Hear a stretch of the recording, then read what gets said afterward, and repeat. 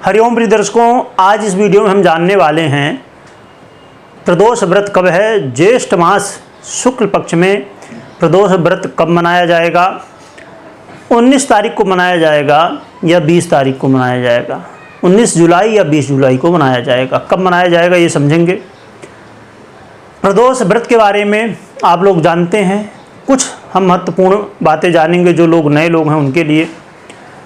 प्रिय दर्शकों, ये प्रदोष व्रत एक ऐसा व्रत है जिसका व्रत करने से हमेशा ये परंपराएं चली आई हैं कि हमारी माताएं बहनें हमेशा प्रदोष व्रत, पूर्णमासी का व्रत ये रखती हैं।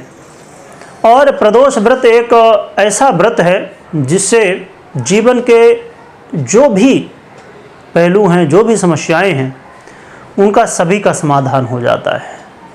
क्योंकि ये प्रदोष व्रत आप जानते हैं कि भगवान भोलेनाथ का है। इसमें भगवान भोलेनाथ की आराधना, शंकर भगवान की आराधना की जाती है और इसके माध्यम से आप अपने जीवन के जो भी प्रदोष हैं, जो भी समस्याएं हैं, जो भी अंधकार है, उसे मिटा सकते हैं। भगवान भोलेनाथ की आराधना से जैसे बहुत सारे लोगों के जन्म कुंडली में कई सारे दोष होते हैं, खासकर चंद्रमा का दोष, विष दोष या अन्य दोष, जो भी वो सभी दोष भगवान भोलेनाथ की आराधना से, त्रयोदशी के व्रत करने से दूर हो जाते हैं। इसके अलावा आपके जीवन में सभी की रक्षा होती है, आरोग्यता प्राप्त होती है। भगवान भोलेनाथ की आराधना से विद्या प्राप्त होती है। विद्यार्थियों को, जो गृहस्थ आश्रमी है, उसको धन, वैभव, मान सम्मान सब कुछ प्राप्त होता है। तो देखा जाए तो ये व्रत एक ऐसा व्रत है जिससे जो भी आप दुनिया में सोच सकते हैं, देख सकते हैं, वो सभी चीज़ें प्राप्त कर सकते हैं। और इसका क्या विधान है ये सबसे पहले हम समझ लेते हैं। इसका विधान ये है कि आप प्रातःकाल उठिए। ब्रह्म मुहूर्त में उठना सबसे अच्छा रहेगा। तो ब्रह्म मुहूर्त में उठें। आप ब्रह्म मुहूर्त के लिए जैसे कई बार आप वीडियो देखते हैं उसमें कि इतने बजे से इतने बजे, सबसे सीधा और सरल ऑप्शन है हमेशा के लिए। अब ऐसा नहीं कि खाली आप प्रदोष व्रत के दिन ही आप उठिए ब्रह्म मुहूर्त में। आप सुबह 4 बजे उठने का नियम बना लीजिए। रात में 9 बजे, 10 बजे, जो भी आपको समय लगे, 6 घंटा 7 घंटा की नींद लेना है, उस हिसाब से आप सो जाइए जल्दी और फिर जल्दी उठ जाइए। इससे ग्रहों के जो प्रभाव हैं, यानी कि बुरे प्रभाव हैं, वो भी दूर होते हैं। समय से सोने से, समय से उठने से, दिनचर्या को बराबर करने से, बेहतर करने से। तो आप ब्रह्म मुहूर्त में उठें। और जिनके लिए ब्रह्म मुहूर्त में उठना संभव ना हो, वो जितना जल्दी उठ सकें, कम से कम सूर्योदय से पहले तो भी उठ सकें तो ज़्यादा बेहतर रहेगा। तो आप उठ के स्नान आदि से निवृत्त होके और सफ़ेद वस्त्र धारण कर सकते हैं। और सफ़ेद वस्त्र में अब देखा जाए कि हमारी जो माताएं बहनें हैं उन्हें नहीं पहनना चाहिए। तो आप यदि सफ़ेद वस्त्र पहनना चाहती हैं तो आप क्या कर सकती हैं कि जैसे सफ़ेद वस्त्र, उसमें बहुत सारी डिजाइनें होती हैं, अलग अलग रंगों के, बहुत सारे। तो ऐसी कोई जो है तो साड़ी या जो भी आप वस्त्र पहनती हैं तो सफ़ेद भी रहे और उसमें कुछ कलर भी रहे, ऐसा। या ना संभव हो, क्योंकि ज़रूरी नहीं कि हर एक व्यक्ति के पास ऐसा वस्त्र हो, वैसे होता है जनरली, पर फिर भी यदि नहीं है तो जो भी आप वस्त्र शुद्ध हो, यानी कि धोया हुआ हो, तो वैसा वस्त्र आप पहन के और भगवान भोलेनाथ की आराधना कीजिए। आप प्रातःकाल पूजा करिए, पाठ करिए और शिव चालीसा, ओम नमः शिवाय मंत्र का जप, जो भी आपसे बन सके करिए। विशेष रूप से प्रदोष काल में पूजा होती है, यानी कि जब सूर्य अस्त हो रहा होता है और अंधेरा नहीं होता है, उसे प्रदोष काल कहते हैं। यानी जो संध्याएं दोनों हैं उनका मिलन, दिन का और रात्रि का मिलन, उसे प्रदोष काल कहते हैं। तो प्रदोष काल में भगवान भोलेनाथ की विशेष रूप से आराधना होती है। और इसमें आप जो है तो जो भी सामग्री आपके पास उपलब्ध हो, फूल, बेलपत्र, दूध, दही, पंचामृत बना सकते हैं तो ठीक है, नहीं तो दूध हो, वो भी ना हो तो जल तो होगा ही, हर एक व्यक्ति के पास उपलब्ध होता है। तो जल अर्पण करिए भगवान भोलेनाथ को, चंदन करिए, फूल चढ़ाइए, बेलपत्र है तो बेलपत्र चढ़ाइए। और भोग में जो भी उपलब्ध हो आपके पास, कुछ नहीं तो हर एक घर में शक्कर गुड़ होता ही है, उसका ही भोग लगा दीजिए। रेवड़ी जो होती है ना, तो उसका भोग लगा लीजिए। और यदि आपके पास मौसमी फल हों उनका लगा लीजिए, जो भी उपलब्ध हो।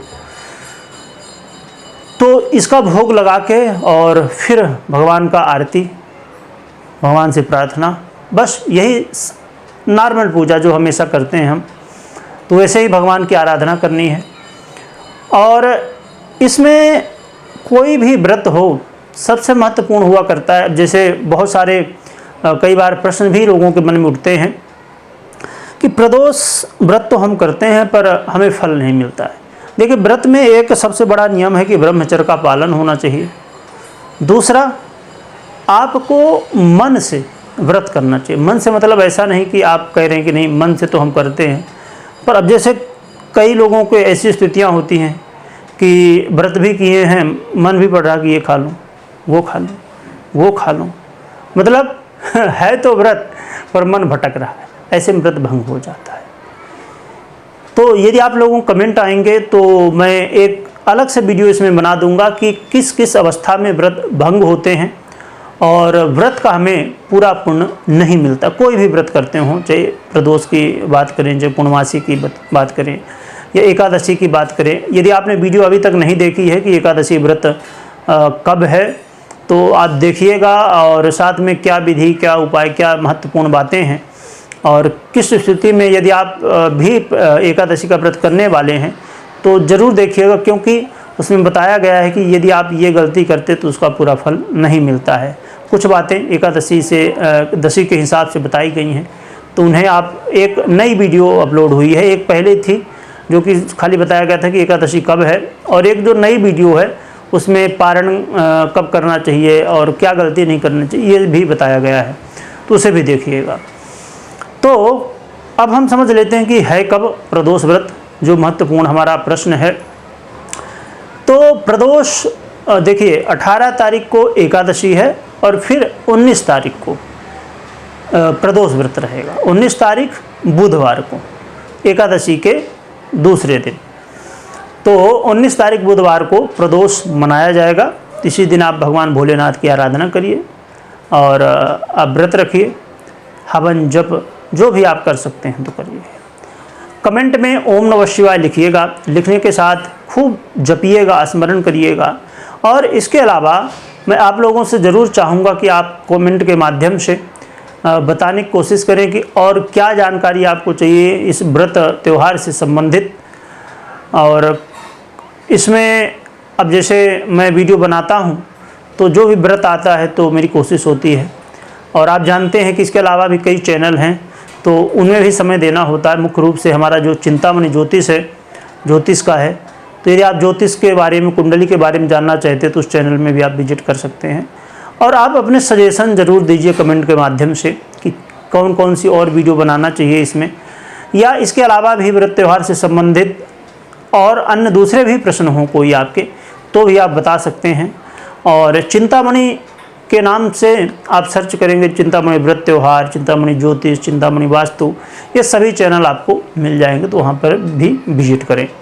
और चैनल को सब्सक्राइब ज़रूर करें, क्योंकि ये चैनल अभी नया है, तो जिससे जल्दी से जल्दी सब्सक्राइबर हमारे बढ़ें, ये फैमिली बड़ी हो जाए, तो और भी महत्वपूर्ण वीडियो आपको प्राप्त होती रहे।